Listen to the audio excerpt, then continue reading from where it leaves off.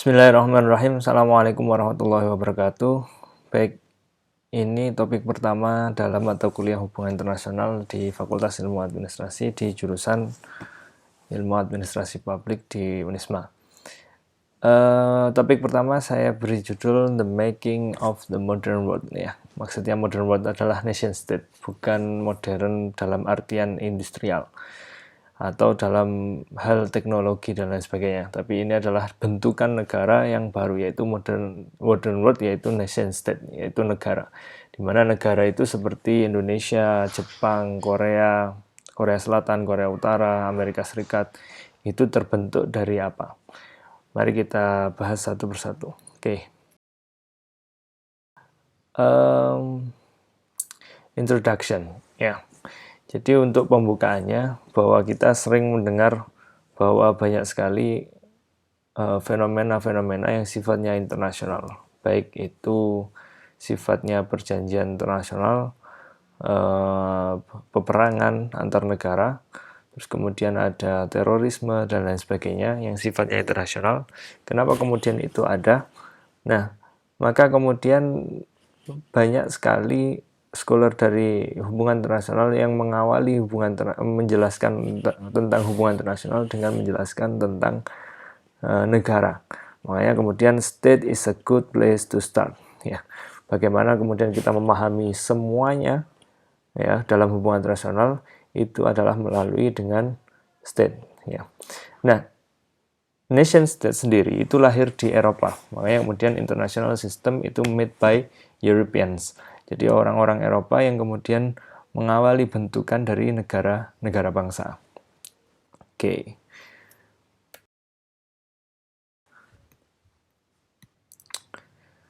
Sejarah dari negara sendiri pada abad 17-an atau tahun 1600-an itu ada beberapa kekuatan di Eropa.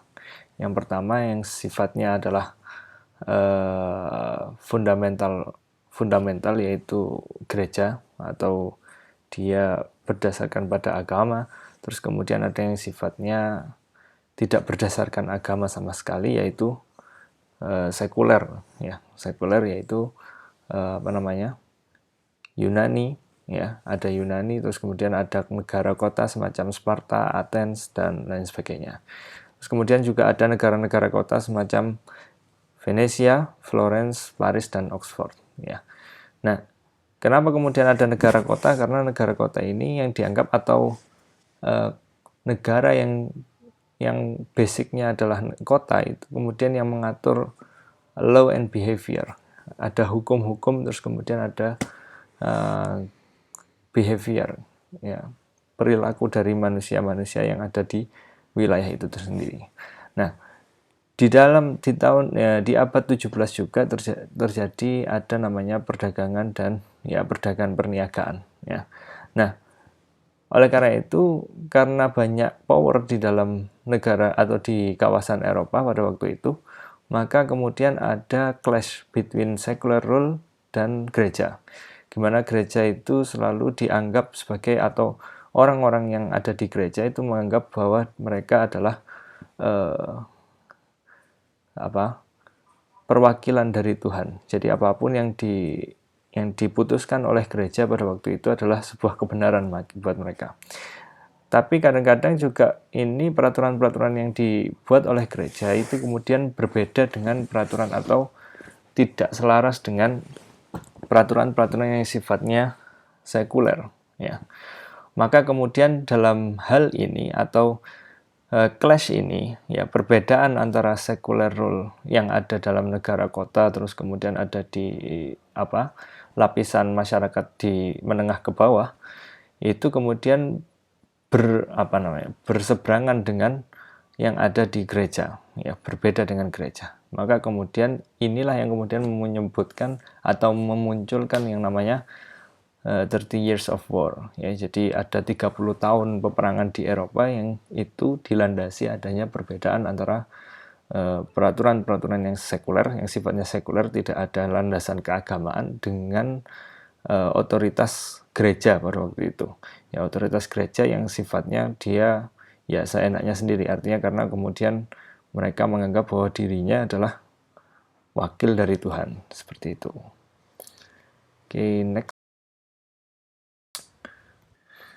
Nah, karena kemudian ada perbedaan pendapat antara gereja dengan kaum menengah ke bawah di Eropa, maka kemudian karena beberapa power yang kemudian muncul di Eropa, terjadi overlapping atau ada kekuasaan yang tumpang tindih antara satu dengan yang lain, ya. Misalnya gereja itu kemudian mempunyai kebijakan A, itu kemudian berbeda dengan yang di bawahnya dan seterusnya, itu kemudian overlapping. Makanya kemudian masyarakat bingung mau ikut yang mana, ya. Nah, dari di abad ini itu yang mempresentasikan atau apa ya, yang menggambarkan kekuatan di Eropa itu adalah yang pertama gereja, yaitu yang di Roma yang sekarang kemudian jadi Vatikan. Terus kemudian yang kedua adalah empire, yaitu juga di Roma, ya. Derived legitimacy from Roman Empire. Jadi kita tahu kerajaan Roma dan lain sebagainya. Ya, itu semuanya kemudian menjadi dua simbol kekuatan besar di Eropa. Nah, oleh karena itu kemudian dibutuhkan jalan tengah antara kekuatan-kekuatan yang sifatnya universal, ya, semacam gereja dan Roman Empire, dengan kekuatan-kekuatan yang sifatnya lokal. Makanya kemudian negara itu menjadi combination of local and universal, jadi state in between. Jadi negara itu ada di antara keduanya, di antara kekuatan-kekuatan yang sifatnya universal dengan yang lokal. Nah, negara ini kemudian menjadi penengah di antara keduanya. Nah, di abad 16 sendiri sebenarnya sudah ada perbedaan pendapat di kalangan gereja sendiri, yaitu kemudian ada yang namanya Martin Luther dengan John Calvin, yang dua-duanya memiliki, kalau dalam istilah Islam itu dia punya mazhab sendiri, ya. Maka setelah abad-abad ini itu kemudian terjadi banyak sekali pemberontakan, ya. Pemberontakan kenapa? Karena itu tadi, otoritas gereja itu memiliki kekuasaan penuh, itu tadi. Nah, jadi masalah pajak dan lain sebagainya itu dikuasai oleh gereja. Terus kemudian seperti yang kita tahu itu kayak ada beberapa gereja yang kemudian melakukan tindakan korupsi dan lain sebagainya. Nah, oleh karena itu kemudian sebagai jalan tengah, state ini, negara yang kemudian dijadikan jalan tengah antara universal dan lokal, antara gereja dengan kelas menengah ke bawah, itu kemudian mereka membutuhkan banyak biaya karena ada pemberontakan dan lain sebagainya. Jadi supaya eksis mereka butuh biaya. Maka kemudian yang terjadi adalah kolonialisasi di negara-negara berkembang. Contohnya Belanda di Indonesia. Itu jadi salah satu kenapa kemudian Belanda itu datang ke negara-negara berkembang, Portugal, Inggris, dan lain sebagainya. Mereka datang ke negara berkembang. Salah satunya adalah mereka membutuhkan biaya untuk mendanai atau supaya bisa survive, ya, supaya bisa bertahan karena rebellion terjadi di sana, ya, terjadi pemberontakan di mana-mana seperti itu. Nah, dari 30 tahun peperangan itu kemudian muncullah Treaty of Westphalia. Ya, ini adalah salah satu atau satu-satunya tonggak di mana kemudian disepakati adanya negara bangsa, ya. Treaty of Westphalia itu dilakukan di Helat, ya, di Münster di Jerman tahun 1648. Yang ini kemudian mengakhiri perang 30 tahun yang terjadi di Eropa antara beberapa power tadi, ya, beberapa kekuatan tadi, yaitu gereja, terus kemudian otoritas Roman Empire, kerajaan, terus kemudian ada city state, ya, dan banyak sekali, ya, termasuk di sana ada buruh dan sebagainya. Sampai sekarang di Inggris itu ada partai buruh. Nah, oleh karena itu kemudian disepakati bahwa nation state atau negara bangsa itu menjadi aktor utama, ya. Jadi inilah yang kemudian mengakhiri, ya, Holy Roman Empire. Jadi kerajaan Roman pada waktu itu, Romawi pada waktu itu kemudian diakhiri dengan munculnya nation state, ya. Nah, lalu kemudian yang kedua, secular rule atau peraturan-peraturan yang sifatnya sekuler itu kemudian mengeliminasi ya the rule of church, ya, peraturan-peraturan gereja yang dianggap sepihak, karena kemudian dianggap paling benar, ya, karena mereka itu menganggap dirinya adalah wakil Tuhan, maka kemudian apapun yang peraturan yang dikeluarkan oleh gereja itu selalu benar. Maka kemudian nation state itu sebagai secular rule, ya, sebagai peraturan-peraturan yang sekuler yang kemudian mengeliminasi itu tadi secara berangsur-angsur kekuasaan atau aturan-aturan dari gereja. Makanya kita tahu kenapa Eropa itu sangat sekuler, ya, walaupun orang Islamnya di sana itu sangat sekuler, karena itu tadi ada ada trauma, ya. Jadi di Eropa ada trauma yang sedemikian rupa yang kemudian menganggap bahwa agama itu kemudian dipolitisasi oleh sebagian kelompok, ya. Jadi sebelum ada fundamentalisme Islam seperti terorisme yang dibasiskan yang ditujukan kepada umat Islam, sebenarnya gereja sudah lebih radikal dulunya, ya, sudah lebih fundamental dulunya. Maka kemudian negara bangsa itu dimunculkan sebagai penengah itu tadi, yang menghindarkan kekuasaan penuh gereja supaya kemudian bisa diseimbangkan dengan sekuler. Nah, akhirnya kemudian karena ada nation state, ada pemimpin-pemimpin negara itu kemudian harus memaintain atau menjaga teritorinya, ya. Sebagai salah satu syarat pembentukan negara bangsa, maka kemudian ini ada wilayah-wilayah yang kemudian diakui sebagai negara bangsa. Ya, seperti yang kita tahu di Eropa ada Prancis, wilayahnya dari mana sampai mana, terus kemudian ada Italia, Italia walaupun dia agak akhir, kemudian ada Inggris, ada Jerman dan lain sebagainya.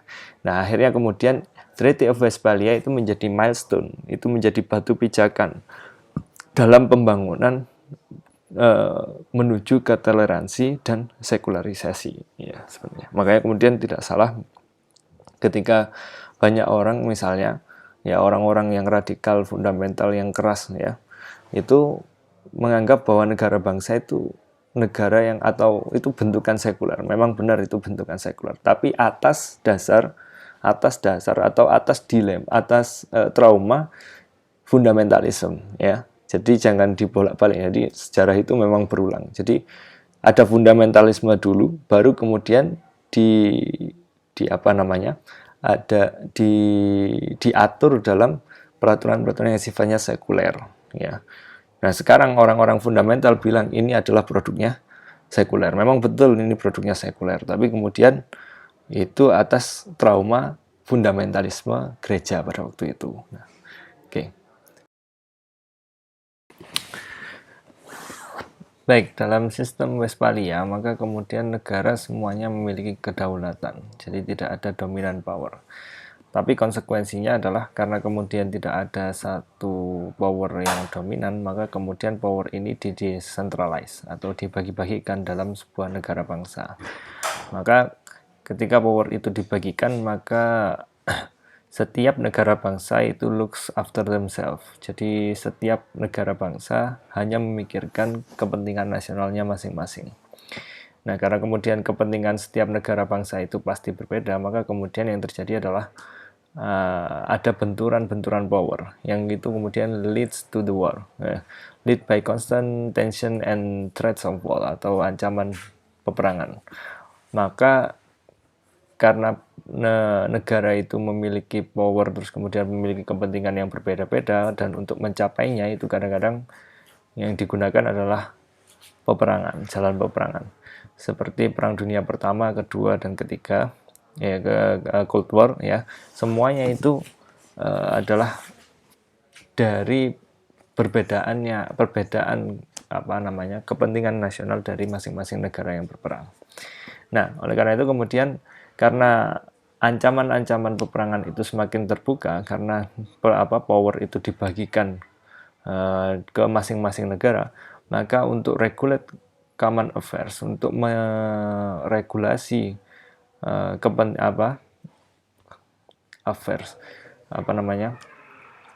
untuk meregulasi urusan-urusan bersama, maka digunakan yang namanya diplomasi. Jadi diplomasi itu digunakan untuk meregulasi urusan-urusan yang dianggap bersama antara satu negara dengan negara yang lain. Nah, itu resiko dari atau konsekuensi dari adanya power distribution atau desentralisasi dari power ke negara-negara bangsa itu tadi. Dalam perkembangannya, maka kemudian negara bangsa itu tidak solely negara itu sendiri, tapi kemudian dibentuk oleh kekuatan-kekuatan nasional atau national spirit, ya, atau political unity, ya. Jadi ada kebersamaan secara politis yang kemudian membentuk sebuah negara. Seperti pembentukan Indonesia dari Sabang sampai Merauke, semuanya ada kesatuan, yaitu Bhinneka Tunggal Ika atau kemudian Nusantara, yang kemudian itu membentuk sebagai fondasi dalam bentukan sebuah negara yang namanya Indonesia. Jadi nation itu kemudian menjadi soul added to the body of state. Ya, baru kemudian ada kepemilikan secara nasional, ada nasionalitas, ada nasionalisme, dan lain sebagainya, yang itu membangun sebuah negara. Jadi pembentukan negara kemudian tidak dibentuk secara secara kesepakatan lagi, tapi dibentuk berdasarkan semangat yang sama, ya, dalam sebuah wilayah, ya. Jadi kenapa kemudian di Afrika itu sering terjadi peperangan? Itu karena salah satunya adalah negara-negara di Afrika itu hampir semuanya itu bentukan dari negara kolonial, yaitu Prancis pada waktu itu. Makanya kalau kita lihat negara-negara di Afrika, batas negaranya itu terlihat kotak-kotak, yaitu karena dibentuk. Ya, berbeda dengan negara-negara lain yang bentuknya agak tidak beraturan. Karena tidak beraturan, kenapa? Karena itu tadi ada semangat nasionalisme yang sama, yang kemudian membangun sebuah negara bangsa. Tuh. Nah, kapan nasionalisme itu muncul? Itu yang pertama kali adalah Napoleonic Wars. Ya, jadi ada perang Napoleon yang kemudian si Napoleon Bonaparte ini yang pertama kali yang membangun sebuah tentara atau tentara yang didasarkan pada semangat nasionalisme. Ya, jadi Napoleon ini mengumpulkan para pemuda yang memiliki semangat nasionalisme Prancis yang kemudian membela negara mati-matian, ya, sampai mati karena perang. Ya. Maka kemudian hampir seluruh negara bangsa sekarang memiliki, atau semua negara bangsa itu memiliki tentara masing-masing. Ya, Indonesia juga punya TNI dan seterusnya. Nah, tapi dampak dari kekuatan atau semangat nasionalisme ini sendiri itu kemudian banyak sekali negara-negara baru yang muncul merupakan pecahan dari negara bangsa yang sebelumnya, ya. Contohnya misalnya Serbia, ya, Serbia Herzegovina, terus kemudian Cekoslovakia dan seterusnya. Mereka karena memiliki semangat nasional yang berbeda-beda, maka kemudian mereka memisahkan diri dari negara induknya, ya, semacam kalau di kita mungkin Timor Leste, ya, karena mereka beda semangat, karena kita itu dari Sabang sampai Merauke itu semuanya dijajah Belanda, sedangkan Timur yang dulunya Timur itu dulunya dijajah oleh Portugis, tapi karena kedekatan wilayah saja kemudian dia masuk dalam Indonesia, maka kemudian dia lepas dari Indonesia. Bukan apa-apa, tapi karena itu tadi semangat nasional. Jadi ada bentukan sebuah negara itu didasari pada semangat nasional masing-masing wilayah itu tadi. Jadi Timur Leste lepas dari Indonesia dengan mendirikan negara yang namanya Timor Leste itu tadi, melalui referendum, melalui jajak pendapat di Timur sana. Dulunya Timur, sekarang namanya Timor Leste. Mungkin waktu itu belum ada yang lahir waktu itu. Nah, oleh karena itu kemudian karena ada semangat nasional dalam, atau ada tentara itu tadi dalam sebuah negara, maka muncullah seperti yang saya sebutkan tadi, itu ada bentrok atau ada gesekan power antara satu negara dengan negara yang lain. Nah, itu kemudian dikawal oleh atau diaplikasikan dengan kekuatan bersenjata, yaitu kemudian muncullah Perang Dunia Pertama 1918, terus kemudian Perang Dunia Kedua 1939 itu tidak terlihat. Terus kemudian ada Cold War yang ya mulai 1945 sampai 1991 ya. Nah, itu kemudian muncullah negara-negara ini, negara-negara yang berperang itu menggunakan angkatan bersenjatanya masing-masing untuk mendapatkan power itu tadi. Oke. Secara sederhana, Indonesia sendiri atau setiap negara itu kemudian terbentuk dari awalnya itu adalah clash between power dulu. Ada sebuah clash itu apa ya? Gesekan antara kekuatan yang sifatnya fundamental keagamaan ya. Dalam hal ini adalah gereja, terus kemudian ada yang sekuler. Nah, karena gesekan-gesekan ini terjadi, maka muncullah 30 years of war, 30 tahun peperangan. Nah, dari 30 tahun peperangan itu menghabiskan dana, biaya, dan lain sebagainya. Akhirnya kemudian lama-lama ya lelah akhirnya kemudian munculnya kesepakatan yaitu Treaty of Westphalia. Perjanjian Westphalia ini yang kemudian memunculkan negara bangsa, rise of state. Nah, awalnya memang negara saja, tapi kemudian lama-kelamaan negara ini didukung atau punya fondasi yang sifatnya nasional, yaitu sifatnya kebangsaan. Makanya kemudian negara ini diisi oleh nation atau bangsa ya sebagai soul of state. Jadi negara itu memiliki ruh sendiri, yaitu bangsa itu sendiri. Maka kemudian muncullah yang namanya negara bangsa. Sebagaimana Indonesia, dari Sabang sampai Merauke semuanya memiliki kebangsaan yang sama, yaitu sama-sama pernah semangat kebangsaannya sama, yaitu sama-sama pernah dijajah oleh Belanda. Ya. Kenapa Malaysia tidak ikut padahal satu pulau dengan Kalimantan? Karena Malaysia pada waktu itu sudah pembagian kekuasaan koloni ya antara Belanda dengan Inggris. Ya, jadi Malaysia itu dulu dijajah oleh Inggris, sedangkan kita Indonesia itu dulu dijajah oleh Belanda. Jadi dari Sabang sampai Merauke itu semuanya dijajah oleh Belanda, kecuali Timur ya. Karena Timur dulu dari awal kependudukannya itu atau dijajahnya adalah dijajah oleh Portugis ya, karena Portugis yang kemudian menjajah Timor Leste. Akhirnya kemudian pada tahun 99 ketika reformasi itu Timor Leste itu dipisahkan ya melalui referendum oleh presiden kita, yaitu pada waktu itu Kiai Abdurrahman Wahid, yaitu Gus Dur pada waktu itu. Karena tidak ada soul-nya ya, mereka tidak memiliki soul untuk masuk dalam Indonesia. Dan itu melalui jajak pendapat. Jadi bukan dilepaskan tapi melalui jajak pendapat. Jadi orang-orang Timor Leste, Timur waktu itu diberikan hak pilih seperti pemilu seperti itu yang namanya referendum untuk menentukan nasibnya dia mau masuk Indonesia atau terpisah dari Indonesia. Makanya kemudian dia muncul sebagai negara bangsa. Seperti itu. Ya. Jadi itulah kemudian yang secara konsep kenapa negara bangsa itu muncul, karena ada semangat kebangsaan tadi. Tapi selain itu secara internasional maka muncullah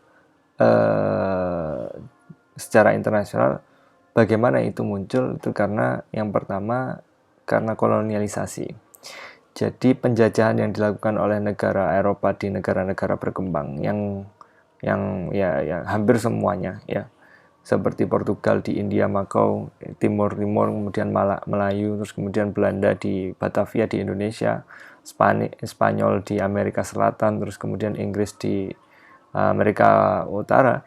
Semuanya itu kemudian memunculkan sebuah sistem yang namanya sistem kolonial. Nah, sistem kolonial ini yang kemudian mewajibkan negara-negara atau tanah-tanah jajahan untuk melepaskan diri, ya. Jadi Indonesia pada waktu itu ingin melepaskan diri dari penjajahan Belanda. Caranya bagaimana? Sederhananya Indonesia harus juga menjadi negara bangsa. Karena seperti yang saya bilang sebelumnya bahwa ketika negara bangsa itu diwujudkan, konsep negara bangsa itu ada, itu kemudian mereka harus ada sovereignty, ya, ada kedaulatan. Ya, karena negara bangsa di barat itu atau di Eropa itu juga dibentuk secara komunal atau komunitas, maka Indonesia juga mewujudkan itu menggunakan negara bangsa. Jadi konsep kenapa Presiden Soekarno pada waktu itu atau sebelum jadi presiden itu kemudian memunculkan Indonesia, itu karena supaya terlepas penjajahannya dari negara-negara atau negara bangsa yang sudah duluan ada, maka kita harus membuat yang namanya negara bangsa sendiri, ya. Jadi the only way to become independent was to become independent on European terms, ya. Karena yang menjajah kita adalah negara-negara Eropa dengan bentukan-bentukan Eropa, maka kemudian bagaimana cara merdekanya adalah kita harus merdeka uh, dengan kaidah-kaidah yang ada dalam sistem Eropa itu sendiri, yaitu mendirikan negara bangsa sendiri. Maka Indonesia kemudian muncul sebagai negara bangsa dengan kemerdekaan tahun 1945, itu memunculkan negara bangsa baru yang namanya kemudian Indonesia, ya. Jadi Indonesia itu munculnya secara internasional itu karena ada sistem kolonialisasi itu tadi. Oke. Jadi negara diharapkan itu menjadi solusi antara sekulerisme atau nilai-nilai sekuler dengan nilai-nilai fundamental yang dibawa oleh keagamaan semacam gereja, ya, yang waktu itu gereja, yang kemudian bisa menjadi penengah antara nilai-nilai sekuler dengan nilai-nilai agama. Ya, contohnya misalnya di Indonesia, memang negara bangsa kita atau Indonesia dibentuk secara sekuler karena ini bentukan sekuler. Tapi di dalamnya kemudian diisi oleh nilai-nilai agama. Ya, jadi ini bisa menjadi penengah dan itu tidak banyak di dunia ini. Karena seperti yang saya bilang tadi, Eropa itu karena saking traumanya dengan gereja, mereka sangat sekuler. Ya, makanya banyak sekali misalnya orang Islam yang ada di Eropa tapi memakai tato. Kayak kita tahu misalnya pemain-pemain bola semacam Mesut Ozil, dia pakai tato tapi kemudian dia ngakunya Islam. Tapi ya seperti itu. Jadi sangat sekuler, masyarakatnya sangat sekuler di sana. Nah, oleh karena itu kemudian negara bangsa itu diharapkan menjadi solusi antara kekakuan itu tadi, kekuatan gereja, kekuatan agama, fundamentalisme agama dengan kebebasan sekuler itu tadi. Nah, oleh yang kedua konklusinya adalah nation is term to soften the machine, ya, karena state itu tidak ada soul-nya, ya, tidak ada semangat atau tidak, dia hanya sebagai sebuah mesin, maka kemudian perlu dibuat untuk mensoftenkan itu, melembutkan itu yang namanya nation. Artinya nation itu kemudian dibentuk sebagai sebuah upaya, atau nation itu sebagai sebuah upaya bahwa state yang didirikan itu adalah atas dasar kemauan bersama dari masyarakat yang ada di wilayah tersebut, ya. Tapi walaupun begitu, nation state itu still competing, ya, still atau tetap berkompetisi antara satu negara dengan negara yang lain. Karena seperti yang saya sebutkan tadi, sebenarnya power ini diversified, ya. Jadi power ini semakin banyak lagi, ya, semakin tidak hanya power secara kekuasaan tapi power-power yang lain semacam ekonomi, terus kemudian militer, terus kemudian kekuatan-kekuatan semacamnya yang ada di dunia. Nah, oleh karena itu kemudian kenapa Eropa itu mengkolonisasi negara berkembang di seluruh dunia, itu karena tadi karena negara bangsa itu memiliki power yang diversified, maka kemudian dia membutuhkan simbol, ya, simbol sebagai kekuatan besar. Jadi negara Eropa kenapa mengkolonialisasi, salah satunya adalah untuk menunjukkan ini loh kekuatan besar, ya. Walaupun tujuan yang lain adalah perdagangan. Nah, oleh karena itu kemudian untuk menjadi merdeka dari jeratnya Eropa itu tadi, maka kemudian dibutuhkan bagaimana negara berkembang itu bisa merdeka dengan European terms, dengan bentukan-bentukan dari Eropa. Maka muncullah kemudian nation state. Dan inilah yang kemudian bagaimana hubungan internasional itu mulai muncul karena kemudian adanya nation state yang dibentuk oleh komunitas sebuah wilayah yang memiliki soul nation itu tadi dan menjadi sebuah state yang memiliki kedaulatan di masing-masing wilayahnya terhadap masyarakat-masyarakat yang ada di dalamnya. Oke, sekian dari kuliah yang bisa saya sampaikan.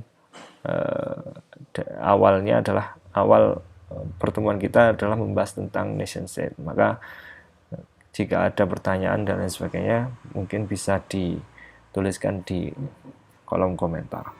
Baik, terima kasih atas waktunya. Semoga bermanfaat. Akhirul kalam, wallahul muwaffiq ila aqwamit thoriq. Assalamualaikum warahmatullahi wabarakatuh.